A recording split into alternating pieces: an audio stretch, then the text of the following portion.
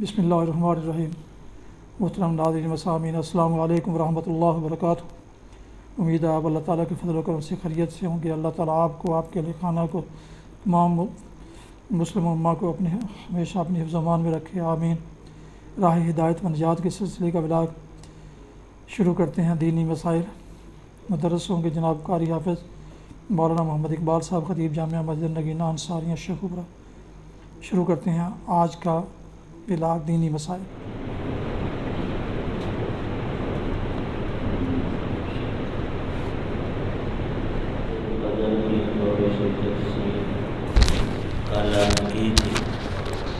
بقیہ حصہ آپ پڑھتے ہیں۔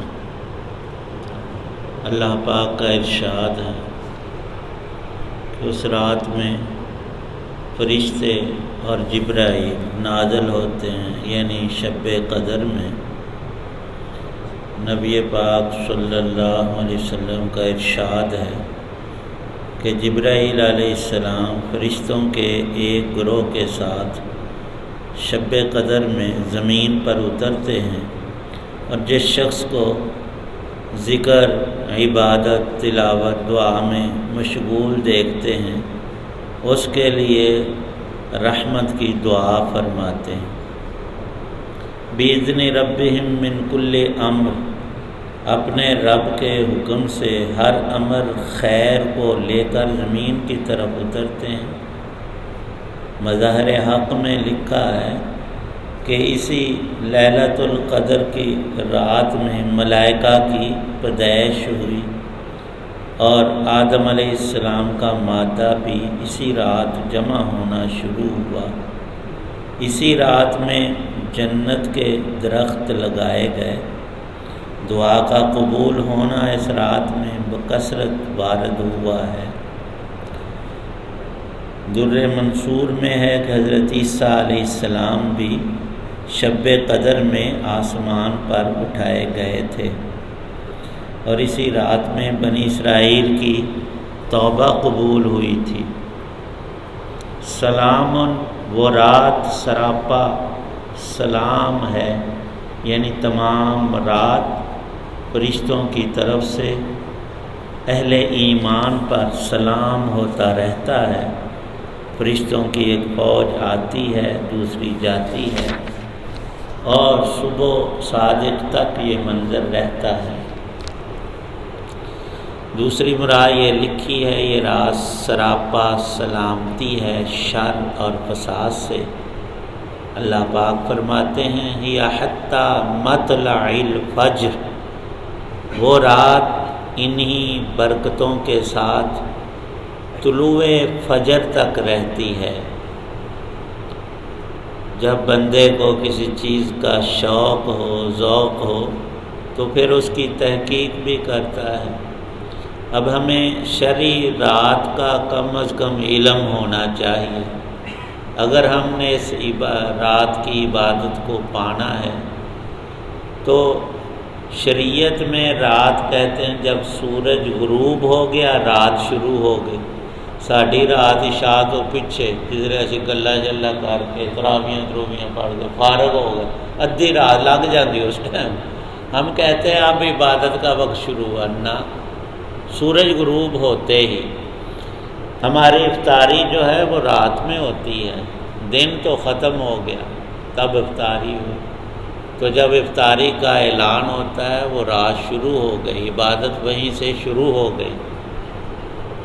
بالخصوص ساری رات نہ جاگ سکتے ہوں تو مغرب اور عشاء کا درمیان کا وقت تو عموماً سونے کا ہے ہی نہیں، اس کو ہم مسجد میں یا گھر کے کسی الگ کمرے میں بیٹھ کر کچھ تسبیحات، کچھ نفل، کچھ تلاوت وغیرہ میں خرچ کر لیں تو ایک حصہ شب قدر کا ہمیں مل جائے۔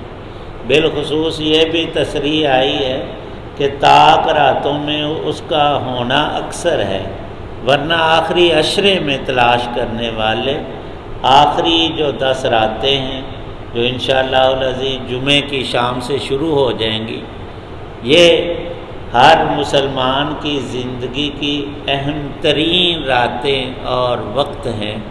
اس میں پھر رات ختم کب ہوتی ہے؟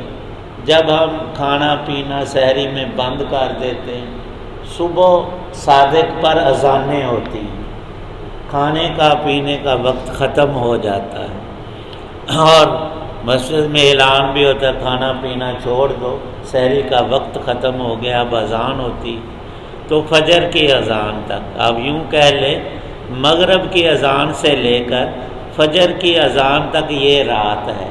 اور یہی بات اللہ نے قرآن پاک میں ارشاد فرمائی، ہی حتی مطلع الفجر، طلوع فجر تک یہ برکتیں اس لیلۃ القدر کی رہتی ہیں۔ یہ نہیں کہ رات کے کچھ حصے میں یہ خاص برکت ہو اور کچھ میں نہ ہو، ایسا نہیں، بلکہ صبح صادق ہونے تک ان برکات کا ظہور رہتا ہے۔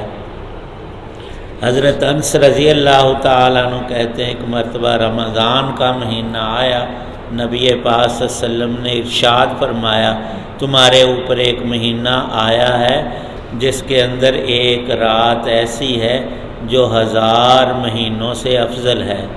جو شخص اس رات کی عبادت اور برکت سے محروم رہ گیا گویا ساری ہی خیر سے محروم رہ گیا، اور اس رات کی بھلائی سے محروم نہیں رہتا مگر وہ شخص جو حقیقتاً ہی محروم، جس کو ہم کہتے ہیں نا ان کی قسمت ہی ماڑی سی بیچاری، تو جس کی قسمت ہی نکمی ہو، مقدر ہی اپنے ڈوب دے، اس سے یہ حال، اس کے ہاتھ سے یہ رات تو جاتی رہتی ہے۔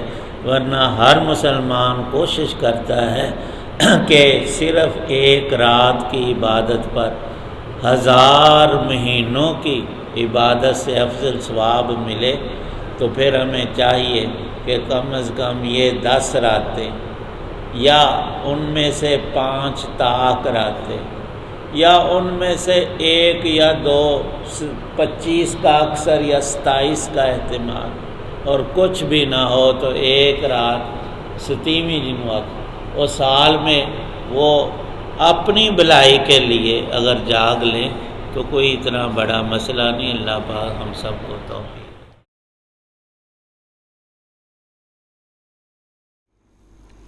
ناظرین سامعین محترم، یہ تھا آج کا راہ ہدایت و نجات کے سلسلے کا ولاگ یوٹیوب چینل، جسے میرے یوٹیوب چینل پر اپلوڈ کیا گیا۔ آج کا بیان شب قدر، دینی مسائل کے بارے میں، شب قدر کے مسائل اور اس کے فضائل کے بارے میں بیان کیا۔ ایسے ہی روزانہ تقریباً روزانہ ایسا ہی ایک ولاگ آپ کی خدمت میں پیش کرتا ہوں۔ جن دوستوں نے ابھی تک میرے یوٹیوب چینلز کو سبسکرائب نہیں کیا، ان سے گزارش ہے کہ وہ سبسکرائب کر کے لائک کر کے بیل آئیکن کو ضرور پریس کر لیں تاکہ آنے والے ایسے روحانی اور قرآنی ولاگز ان تک باقاعدہ اور بر وقت پہنچتے رہیں، کیونکہ یہ ولاگز سراسر باعث خیر، باعث برکت اور باعث ثواب ہیں۔ مناسب سمجھیں تو اسے دوستوں سے بھی شیئر کر لیں تاکہ آپ کے اجر عظیم کے علاوہ وہ بھی اس کار خیر اور کار ثواب میں اپنا حصہ پا سکیں۔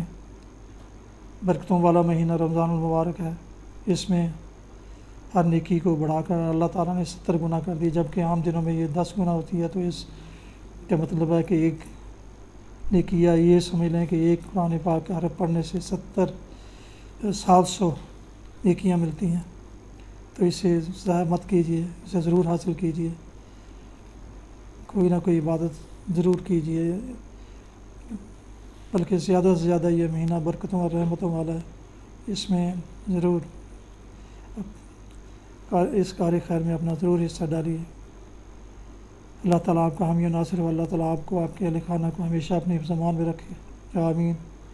اپنا بہت خیال رکھیے گا، اپنی دعاؤں میں پاک وطن، والدین، اعزاء و اقارب، آباء و اجداد، دوست و احباب کے علاوہ اس ناشیز کو بھی ان میں شامل فرمائے تو انتہائی شکر گزار ہوں گا۔